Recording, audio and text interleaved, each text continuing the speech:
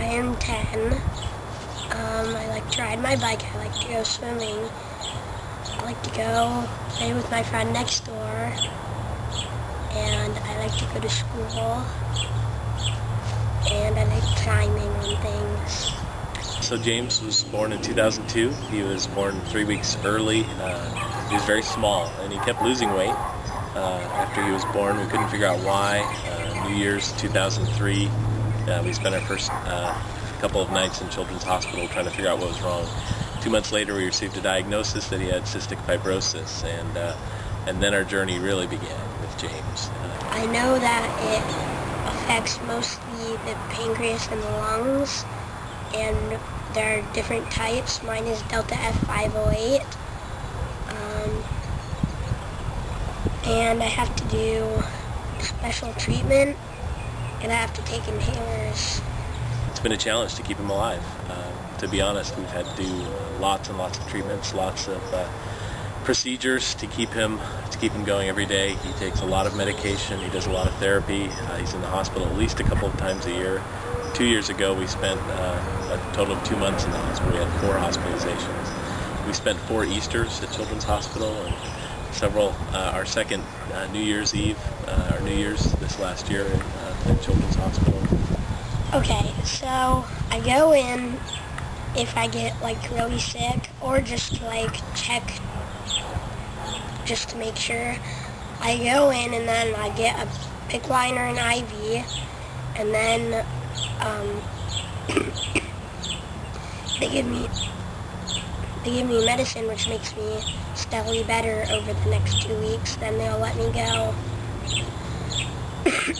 At first, sometimes I get scared, but it's gonna hurt. Then afterwards, I just play around like I normally do. So every day, if I have 3 meals and a snack, I take 1, 2, 3, 4, 5, 6, 7, 8, 9,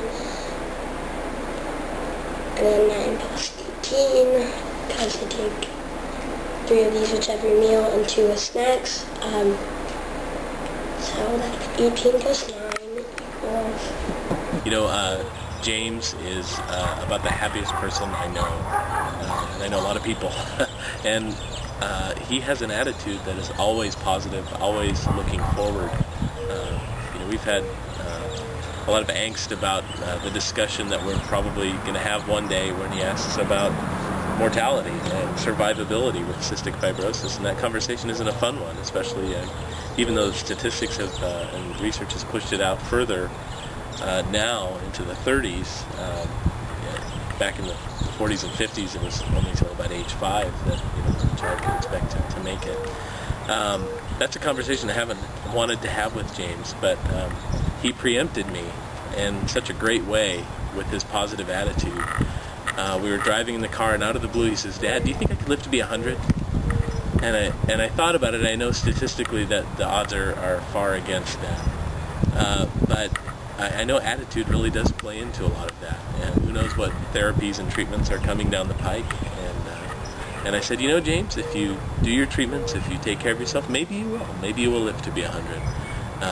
That attitude is everything. His attitude carries us quite often.